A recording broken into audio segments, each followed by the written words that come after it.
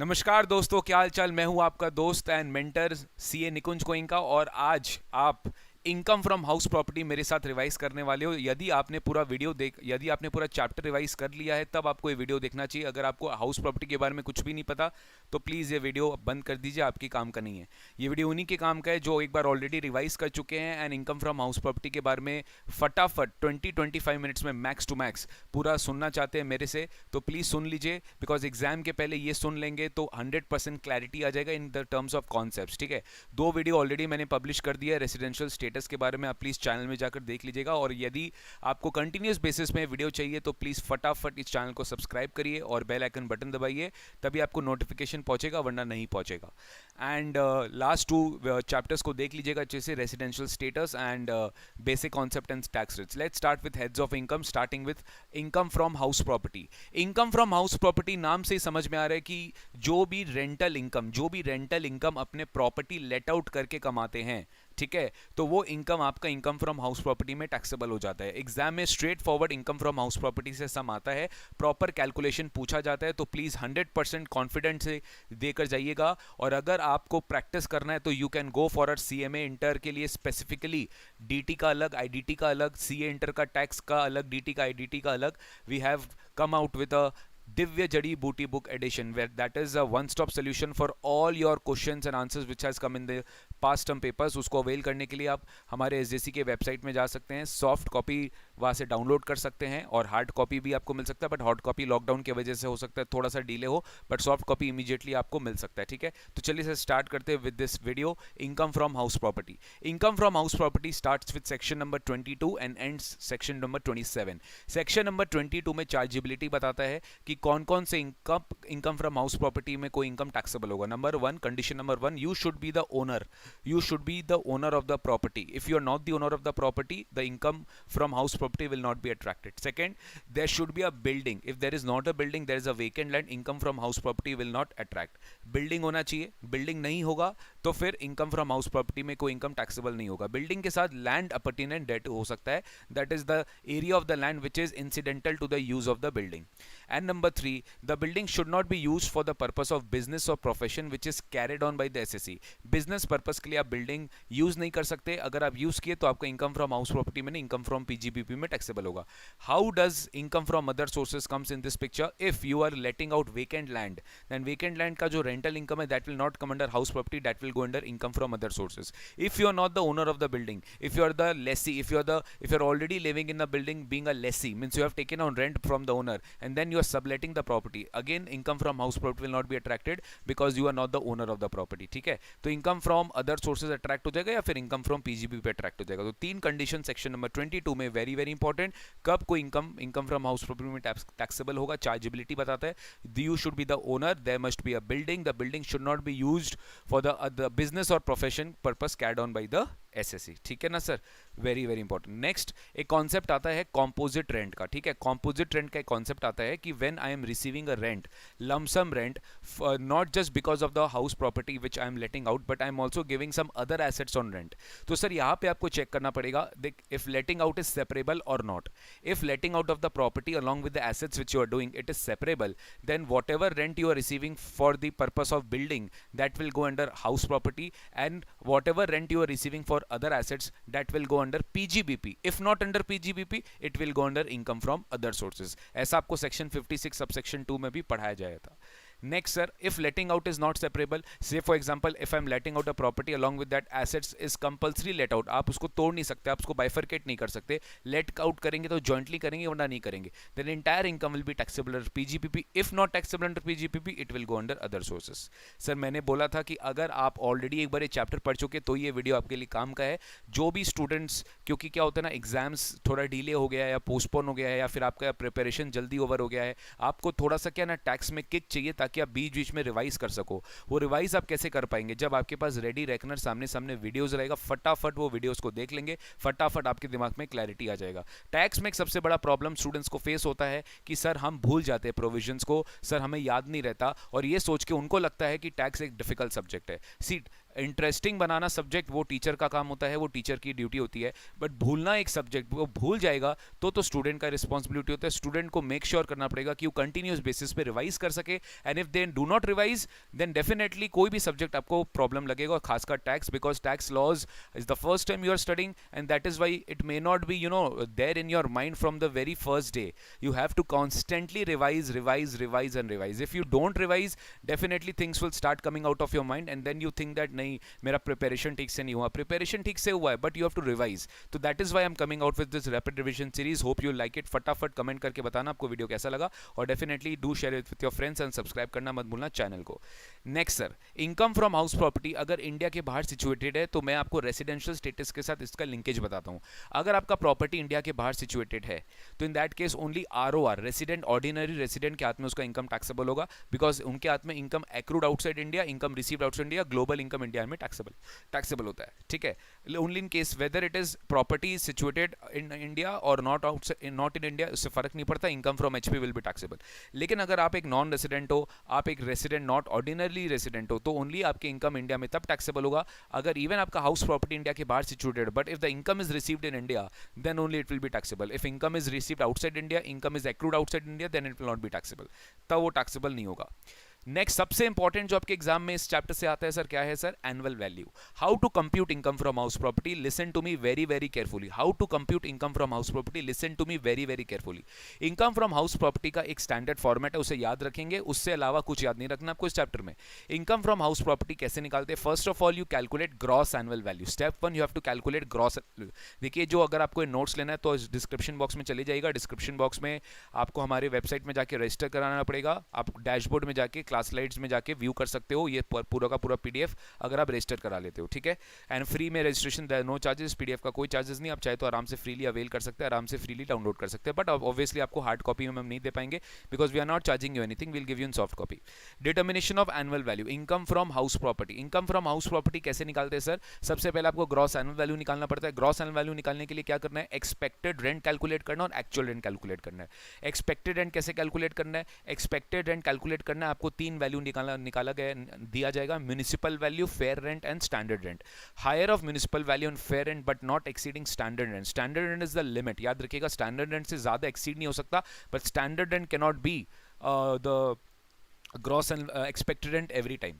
से for example आपका standard rent ज्यादा है, ठीक है, बट आपका ग्रॉस म्युनिसिपल वैल्यू एंड आपका फेयर रेंट कम है, तो स्टैंडर्ड रेंट को कभी मत ले लीजिएगा, गलती स्टूडेंट्स करते हैं, इसलिए मैंने रिवीजन क्लास में बोल दिया. म्युनिसिपल वैल्यू और fair rent whichever is higher is the expected rent, but that should not exceed the standard rent. Standard rent is the just a limit. तो standard rent से ज़्यादा नहीं हो सकता, ये आपका expected rent है. Then you will compare it with actual rent. Whichever is higher, expected rent or actual rent, whichever is higher will give you income from house. Will give you gross annual value. अब sir expected rent के पीछे एक basic चीज़ याद रखिएगा कि expected rent is always calculated for the period which is owned, मतलब period of the ownership of the property. मतलब पूरे साल में अगर मान लीजिए मैंने 9 मंथ्स ही ओन किया प्रॉपर्टी, तो एक्सपेक्टेड रेंट भी 9 मंथ्स का कैलकुलेट करेंगे. ठीक है, ये याद रखिएगा. कभी कभार सब में दिया रहेगा कि property of the construction of the property completed on 30th जून, तो अप्रैल में जून, करंट ईयर का अप्रैल में जून में तो प्रॉपर्टी कंस्ट्रक्टेड था नहीं. जब तक प्रॉपर्टी कंप्लीट नहीं होगा तब तक इनकम फ्रॉम HP टैक्सेबल नहीं हो सकता आपके हाथ में. Property should be complete in all respects, only then income from HP will be taxable. तो प्रॉपर्टी जब तक कंप्लीट नहीं होगा सारे रिस्पेक्ट्स में, तो इनकम फ्रॉम हाउस प्रॉपर्टी आपके हाथ में टैक्सेबल नहीं हो सकता, याद रखिएगा. तो sir property should be complete in all respects. Okay, अगर property complete in all respects, तो सर इन दिस केस अगर 30 जून कंप्लीट हुआ तो 9 मंथ्स के लिए आप एक्सपेक्टेड रेंट निकालेंगे, 12 मंथ्स के लिए नहीं निकाल सकते. जब मैं बोल रहा हूँ एक्सपेक्टेड रेंट, तो बाद में क्या करना, लास्ट पहले एक्सपेक्टेड रेंट पूरा निकाल लेना, फिर बाद में इंटू 9/12 के प्रोपोर्शनेट कर देना. Actual rent is always calculated for the period for which you are actually letting out of the property, that is number of months into actual rent per month. Number of months let out into actual rent per month is the actual rent which you are going to receive from the property. Okay, तो actual rent is always for the period of let out, and expected rent is always for the period of ownership. Whichever is higher give you the gross annual value. उसके बाद you have to reduce municipal taxes. Municipal taxes includes all the taxes which you pay to the local authority, okay, related to your building. तो may be municipal tax हो गया, water tax हो गया, other taxes हो गया जो आप local authority को देते हो with respect to your building, तो that is deductible, but that is deductible only on payment basis. If you actually pay that tax in the year in which you in the year of your payment you will get the deduction. Sir मतलब आपने accrue कर लिया, पिछले साल में payment नहीं किया तो पिछले साल डिडक्शन नहीं मिलेगा, इस साल डिडक्शन मिलेगा जिस साल आपने इसको एक्चुअली पे किया है। तो आपने जिस साल पे किया आपको उसका डिडक्शन मिल जाएगा। म्यूनिसिपल टैक्स का डिडक्शन आपको ग्रॉस एनुअल वैल्यू से मिल जाता है। नेट एनुअल वैल्यू आएगा और net annual value is gross annual value minus municipal tax paid. Now this you will reduce with two deductions under 24A, deductions under 24B। 24A कभी आपको exam में दिया नहीं रहेगा, आपको स्टैंडर्ड डिडक्शन माइनस करना पड़ेगा, आपको स्टैंडर्ड डिडक्शन माइनस करना पड़ेगा under section 24A at the rate of 30% of NAV. NAV का 30% आप माइनस कर देंगे in the form of standard deduction. Interest on borrowed capital और interest on housing loan you will get deduction on accrual basis under section 24B। 24B के अंदर आपको interest on housing loan का deduction मिल जाता है, ठीक है, एक्रूअल बेसिस पे मिलता है। म्यूनिसिपल टैक्स का डिडक्शन पेमेंट बेसिस पे मिलता है, इंटरेस्ट का डिडक्शन एक्रूअल बेसिस में मिलता है। दोनों का डिफरेंस निकालेंगे आपको मिल जाएगा हाउस प्रॉपर्टी। मतलब sir NAV minus municipal tax, sorry NAV minus standard deduction minus interest on borrowed capital give you income from house property, that is all. इससे ज्यादा इस सम का कोई फॉर्मेट नहीं, यही है फॉर्मेट से, ठीक है। जीएवी कैसे निकालते अपने पढ़ चुके हैं। अब आपको मैं सिचुएशन बेस्ड में लेकर चलूंगा सर कि जो GAV minus municipal tax paid, NAV minus standard deduction minus interest on borrowed capital, इसका कितना वैरायटी ऑफ सम हमारे एग्जाम में आ सकता है। तो मैंने आपके लिए ऑलरेडी मेहनत कर लिया है। पहला जो सम आ सकता है वो एकदम सिंपल लेवल सम है, let out throughout the previous year. Means if your property is let out throughout the previous year, then normally जैसा आप सम करते हो municipal value, fair and actual and expected and GAV normal जैसे निकाल के minus municipal tax paid, standard NAV आ जाएगा। NAV का स्टैंडर्ड डिडक्शन 24A में 30% और इंटरेस्ट ऑन हाउसिंग लोन। मतलब सर और कोई डिडक्शन हमें नहीं मिलेगा, हमें एग्जाम में दिया रहेगा lighting expense, printing expense, other expense, repair maintenance expense, painting expense, ये सब का नहीं मिलेगा, नहीं मिलेगा because you are already getting standard deduction under 24A at the rate of 30%। Second situation आता है if your property is let out. Second situation आता है if your property is let out throughout the previous year but you are also having unrealized rent in the some. Unrealised rent का deduction आपको तब मिलेगा if you fulfil conditions of rule 4। What is rule 4? 4 conditions है दिया हुआ यहाँ पे। Tenancy should be bona fide, defaulting tenant should not occupy any other property of the assessee, defaulting tenant has vacated or steps have been taken to make him compelled to vacate the property, and SSC has taken all the reasonable steps or institute legal proceedings against the SSC, or he has satisfied the that legal proceedings will be useless। ये चारों conditions rule 4 का satisfy होगा तब जाके आप unrealized rent को कहाँ से माइनस करेंगे? obviously actual rent से माइनस करेंगे to get net actual rent, और उसको आप कंपेयर करेंगे expected rent से, whichever is higher will give you GAV। Sir ये सारा सिचुएशन हम GAV का समझ रहे हैं, GAV को छोड़ के कोई सिचुएशन भी समझ नहीं रहे हैं, ठीक है। ये सब इलस्ट्रेशन है, ये सब आपके इंस्टीट्यूट के मैट का है, वहां से मैंने यहाँ पे दिए ताकि आप प्रैक्टिस कर सको, ठीक है। अगर आपको डिटेल में देखना है तो प्लीज आप हमारे लास्ट बैच के पूरा वीडियोस को देख लेना, वहां पे पूरा मैंने इसको समझा दिया। मैं अभी एकदम कॉन्सेप्ट ओरिएंटेड क्लास ले रहा हूँ। As you all know concept oriented class important है, ये सब क्लासेस में हम लोग रेगुलर क्लासेस में भी कर चुके हैं। स्टेप नंबर 3, सिचुएशन नंबर 3, यहाँ पे बहुत ज्यादा कंफ्यूजन आता है स्टूडेंट्स को। इस एरिया में सबसे ज्यादा डाउट्स आता है मेरे को इनकम फ्रॉम एचपी में, इसलिए मैं बार बार इसको फिर से रिपीट कर रहा हूँ। Vacancy, what is the concept of vacancy? That you have let out the property to a particular tenant but he has vacated the property। he has vacated मतलब वो property छोड़ दिया, लेट आउट के agreement के बीच में वो छोड़ दिया, तो definitely he will not give you the rent for that period. तो your property becomes what? Unoccupied. Your property becomes what? Unoccupied. तो here the concept of vacancy is very important. Here the concept of vacancy is very important. See my hands, what I am seeing, what I am showing you through my hands. See this is expected rent, ठीक है, this is expected rent, and you know expected rent और actual rent whichever is higher will be the GAV। if expected rent is higher then expected rent will be the GAV, if actual rent will be higher then actual rent will be the GAV। but इस समय कुछ exception है, listen to me very carefully। say for example this is the expected rent and this is the actual rent। this is my, see my hands, this is the expected rent and this is the actual rent। because of vacancy obviously expected rent will not be impacted, but what will be impacted? Actual rent। because of vacancy actual rent will start falling, because of vacancy actual rent will start falling and it will fall beyond expected rent। मतलब आपका expected rent ये है, this is 100, this is 100 and this is 120, this is 120। now this 120 120 120 120 120 start falling। why falling? why falling? why falling? because of vacancy। now it is fallen to this level, it is fallen to this level, that is it has gone beyond, it is gone below the expected rent। here this situation will come that if actual rent is less than expected rent, if actual rent is less than expected rent due to vacancy, then this actual rent will be the GAV of the property. This actual rent will be the GAV of the property. यही ये चीज बोल रहा है. मतलब sir क्या करना है आपको? Before reducing vacancy, you have to compare the expected rent and actual rent. If that actual rent at that time is higher, just because of vacancy it is lower than expected rent, then you have to take the lowered actual rent as your GAV of the property. Very very important है, exam में बहुत आता है.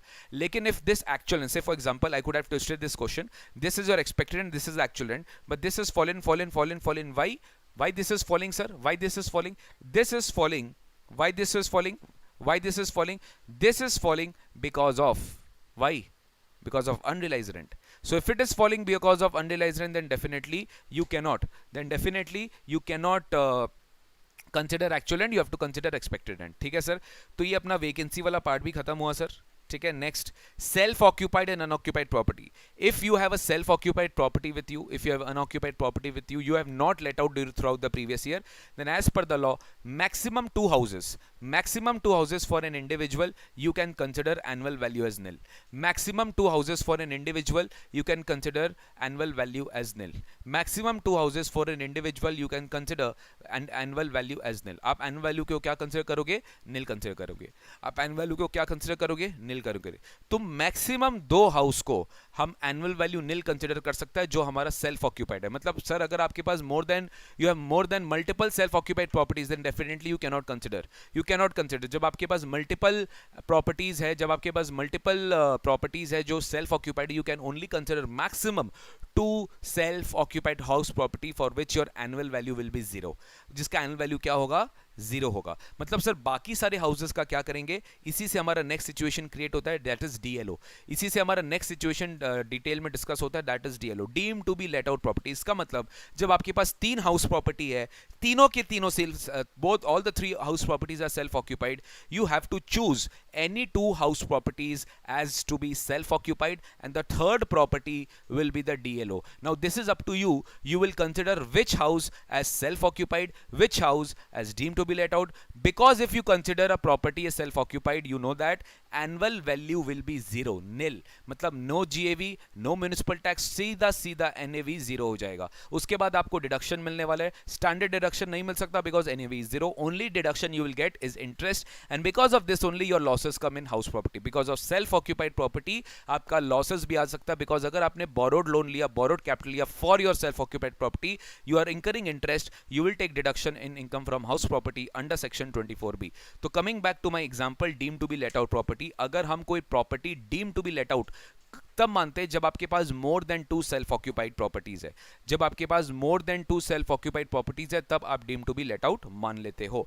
तो any two properties shall be considered to be self occupied and its NAV shall be nil. Other properties shall be deem to be let out and its GAV shall be computed normally जैसे वो let out है. Let out मतलब normally जैसे let out के provisions applicable होते हैं वैसे उसके ऊपर एप्लीकेबल हो जाएगा. Now you tell me guys, if I am considering a property as a DLO, then definitely if I am considering that property as a DLO, then definitely you will not get actual rent of the property. Definitely you will not get actual rent of the property because you have deemed it, you have not actually let out, but you will get expected rent of the property and that will be considered to be the GAV. फिर आप municipal tax paid minus करो, standard deduction minus करो, interest on loan minus करो, जैसे आप कर रहे थे वैसे minus करो. Did you understand? Now sir इस तरह के sum में क्या होता है देखो, अगर let out property है तो always taxable, self occupied property है तो up to self occupied property annual value is zero, लेकिन more than two self occupied property है तो two self occupied property है तो exempt मतलब annual value नहीं लेंगे आप, लेकिन other self occupied properties के लिए you will take that as DLOP, deemed to be let out. Now there is a particular method in which examination में आपको सम आ सकता है. You will get three house properties and this three house properties, three of them will be self occupied. You will get all the details of that properties. Then you will be asked to calculate the income from house property which is most beneficial to the SSE. SSE will choose that income from house property in which he has the lowest income from house property. So for that he has to create three options. Option number one, he will consider house 1, house 2 as self occupied, like permutation combination, possible three option बन सकता है. House 1 and house 2 will be self occupied, house 3 will be DLO.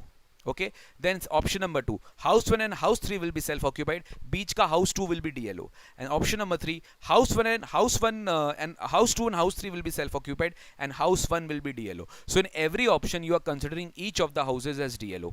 फिर आप क्या करोगे, तीनों option में, हर एक ऑप्शन में you have to individually compute income, and the option which has lowest income from house property, that will be your answer. Option which you have lowest income from house property, that will be answer. तो this is the method you have to use when there is multiple properties, more than 2 self occupied properties. ठीक है, okay ठीक है sir. इस तरह का example with question मैंने दे दिया है, आप प्लीज देख लीजिएगा. Next comes partly let out and partly self occupied of a property. Now say for example a property during the year you have partly let out for 6 months and partly you have self occupied for 6 months. How you will do the sum? You will do the sum normally, because you know the concept. Actual rent will be taken for let out period, that is 6 months, but expected rent will be taken for the entire year, because 6 months you have let out. That time also you were the owner of the property. 6 months you self occupied, that time you were also the owner of the property. But yes, in this case annual value cannot be 0, because if annual value is 0, annual value can be 0 only in one situation, when your self occupied properties throughout the year. यहाँ पे sir आपका partly let out partly self occupied हो रहा है, you have to do sum normally, you cannot change the dynamics of the sum because of this. तो partly let out partly self occupied अपने पूरे साल नहीं कर रहे हैं, मतलब पूरे साल कर रहे हैं, कुछ पोर्शन पीरियड वाइज कर रहे हैं, मतलब कुछ पीरियड तक we are letting out and कुछ पीरियड तक वी आर सेल्फ ऑक्यूपाइड. तो in that case what you have to do, in that case you have to calculate the sum, do the sum normally जैसे आप sum करते हो. लेकिन sir situation number sum 7 is very different. Here the let out and self occupied, partly let out and partly self occupied is done area wise. मतलब एक property है, उसमें first floor आपने ऑक्यूपाई करके रखा है, ग्राउंड फ्लोर आपने let out करके रखा है, या वाइसी वर्सा. तो one property you are dividing into 2 units. One property you are dividing into 2 units. One unit is self occupied, one unit is let out. Then you will treat both as separate buildings. You will treat both as separate buildings and compute separately. But guys, होगा क्या इसमें, your information in the sum may be given for the entire घर, entire house. So what you have to do, you have to do the proportionate calculation. Area wise में हम लोग क्या करते हैं, proportionate calculation करते हैं. Say for example ratio is 1:2, 1/3 and 2/3. 1/3 is for let out, 2/3 is for 1/3 is for let out, 2/3 is for self occupied. Self occupied तो बहुत easy है. Self occupied में annual value सीधा 0 ले लेंगे. इंटरेस्ट जो भी आएगा, नाउ लोन के ऊपर जो इंटरेस्ट आप पे कर रहे हो for the entire house property, that you will calculate and that you will apply the ratio on the interest पर, that is 2/3 for self occupied. In my example 2/3 is self occupied, 1/3 is let out.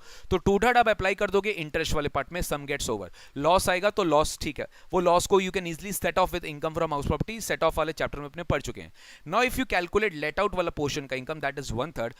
Just remember you have to do proportionate to each and every figure which you do except actual rent. Why? Because actual rent will always be for that 1/3 portion, because 2/3 portion you have self occupied. For that part only self occupied के लिए actual rent is not applicable, because you have self occupied. It is your common sense. So when you are letting out the property, so that 1/3 will actually represent the actual rent which you have already received. So you will not bifurcate that. Other than that, चाहे वो municipal tax हो, चाहे वो interest हो, चाहे वो expected rent हो, you will do all that proportionately when it is a area wise sum. Remember this very very carefully. Okay, so you can get a sum in an exam ki partly let out, partly self occupied, but area wise, so you will calculate everything proportionately except your actual rent, because actual rent is always the for your let out portion. Sir, we have already given you the situation, summary situations of GAV कि let out में क्या करना है, unrealized rent में क्या करना है, vacancy में क्या करना है, self occupied में क्या करना है, DLOP में क्या करना है, period wise में क्या करना है, area wise में क्या करना है. और एक important, sir, if your property is held as stock in trade, I repeat, if your property is hold as stock in trade. Now if that property is hold as stock in trade and you have not let out during the previous year, then income from house property says that the annual value of that property which was held as stock in trade will be nil up to 2 years from the end of the financial year in which you have got the certificate of completion. क्योंकि sir जब house बना है तो immediately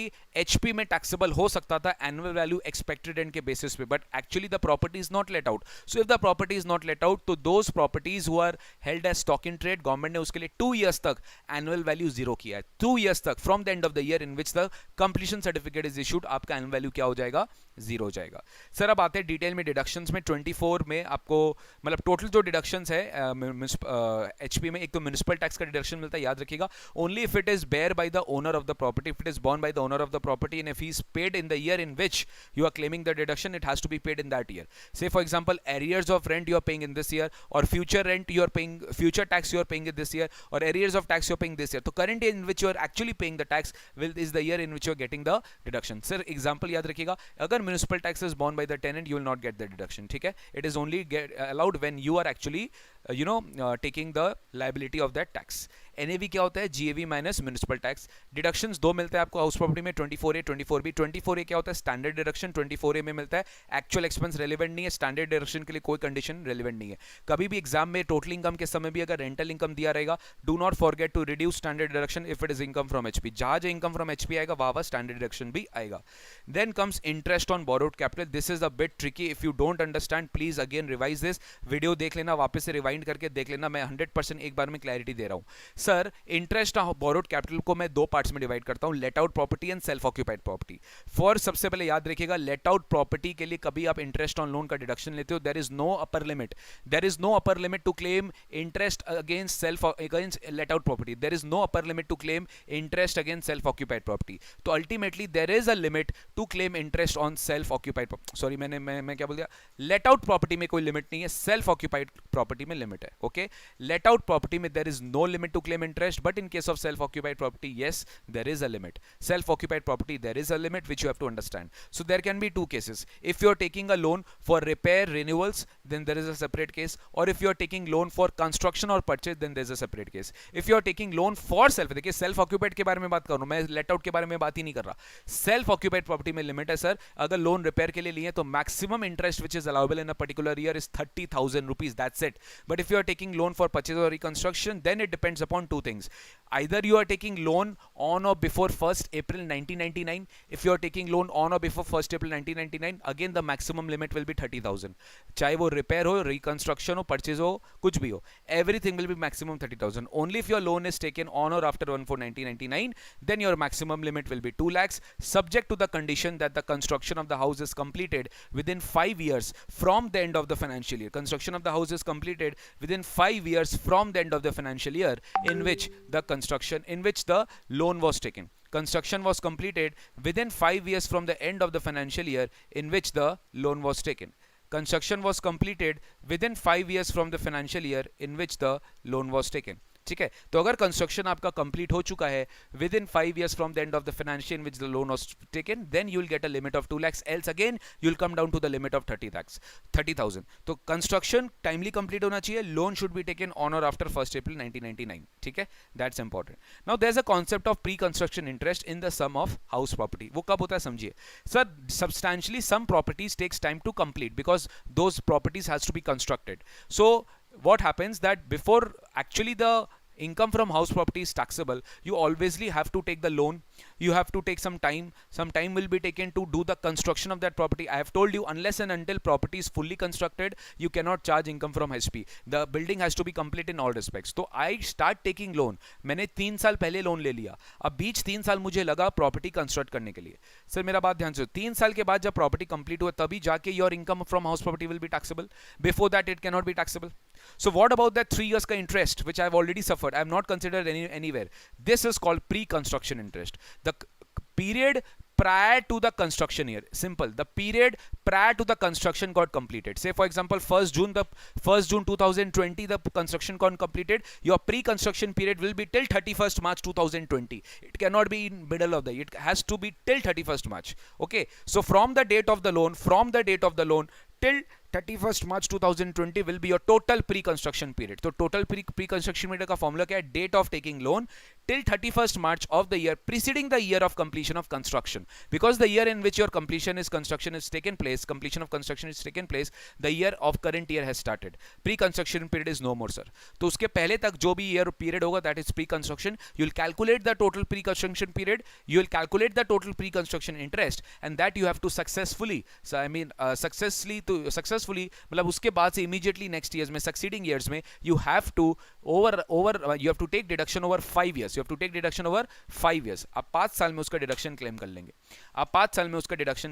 समझ गए? तो आप 5 years में डिडक्शन क्लेम कर लेंगे. The maximum interest for both self occupied property can not exceed 2 lakhs. ये आपको पता होना चाहिए.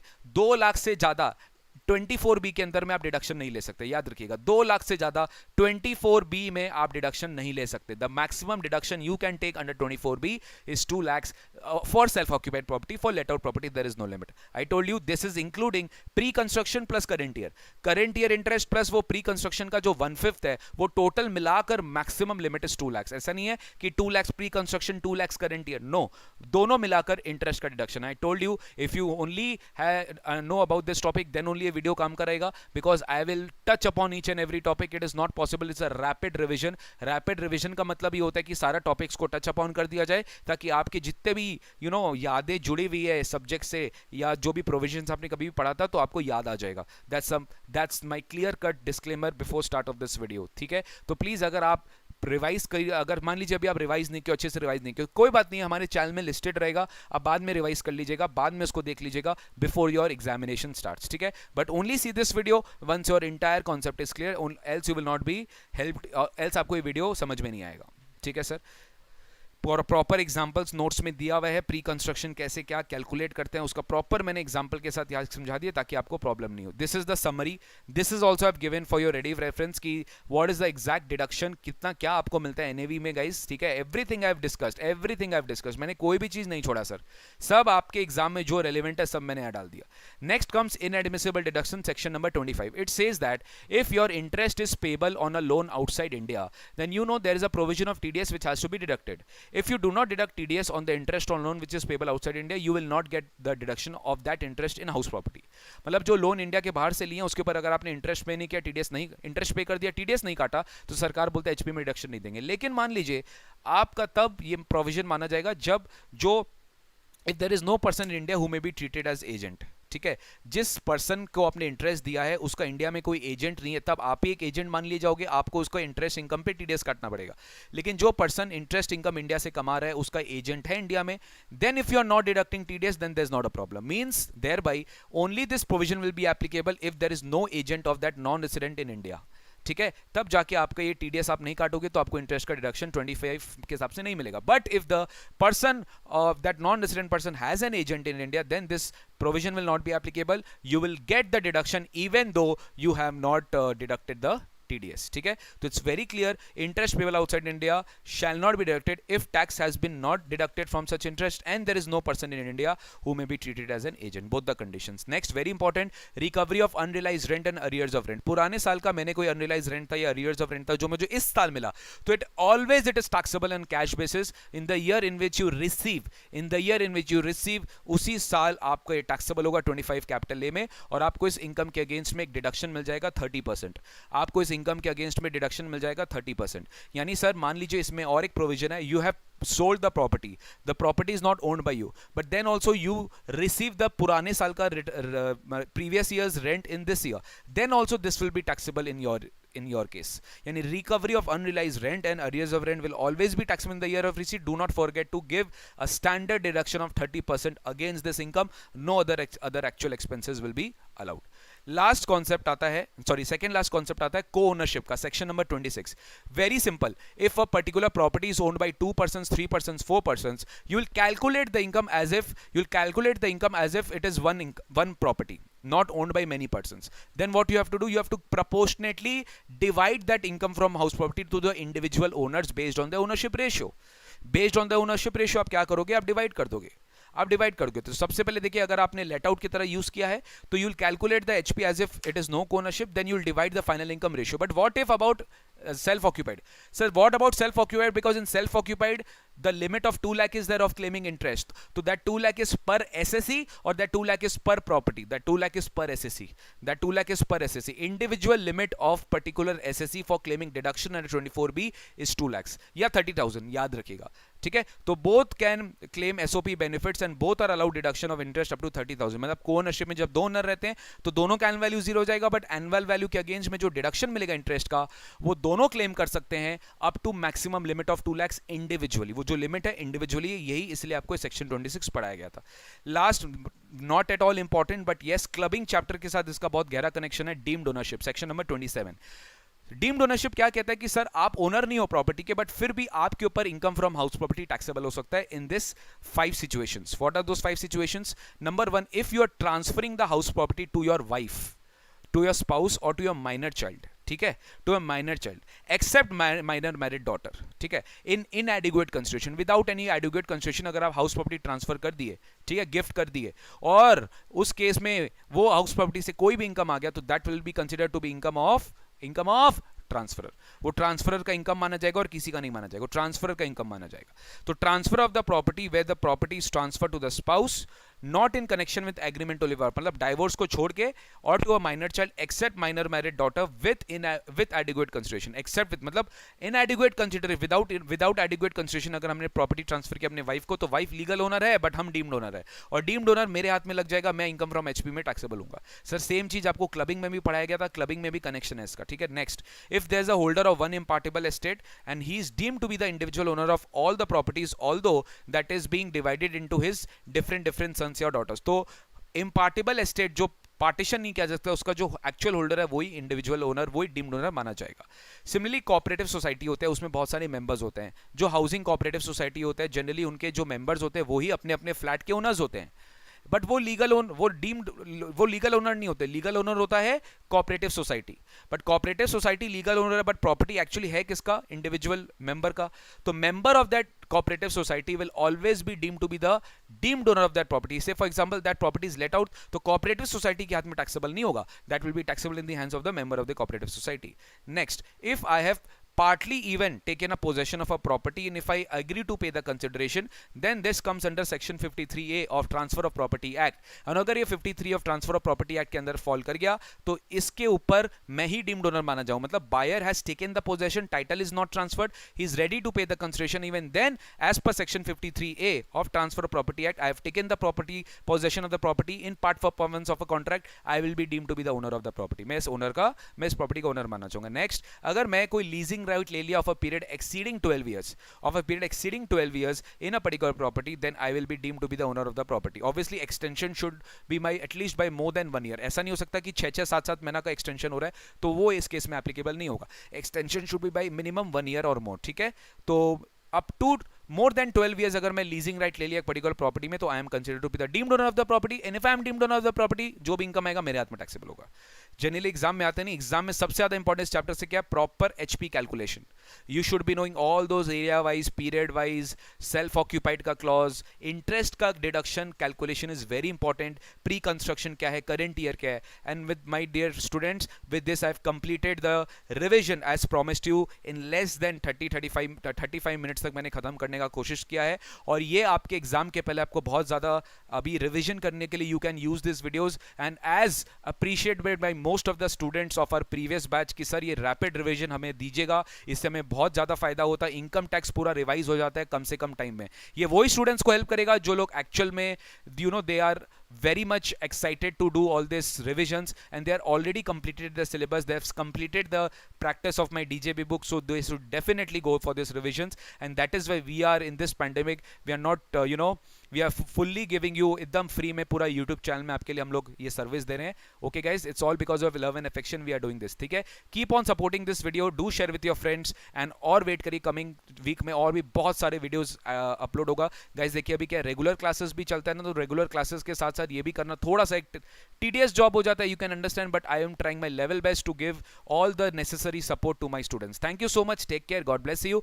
चैनल को सब्सक्राइब करना मत भूलिएगा, बेल आइकन बटन दबाना मत भूलिएगा। नेक्स्ट टॉपिक होने वाला सैलरी पढ़ के रखिएगा। मैं 2 दिन में फिर एक रिवीजन वीडियो डालूंगा इन दिस चैनल, पक्का सब्सक्राइब कर रखना, मैक्सिमम अपने फ्रेंड्स लोग के साथ शेयर कर लेना। Thank you so much, bye bye, take care. ये पीडीएफ अगर चाहिए तो डिस्क्रिप्शन बॉक्स में जो लिंक दिया हुआ है उसको फटाफट वहां जाके एनरोल कर लीजिए, फ्री में एनरोलमेंट है। जैसे आप एनरोल करेंगे you can go to your sign into our account, go to your dashboard, go to my class slides, from there you can get these notes. Thank you so much guys, take care, god bless you, stay at home, stay indoors, thank you, namaskar, bye bye.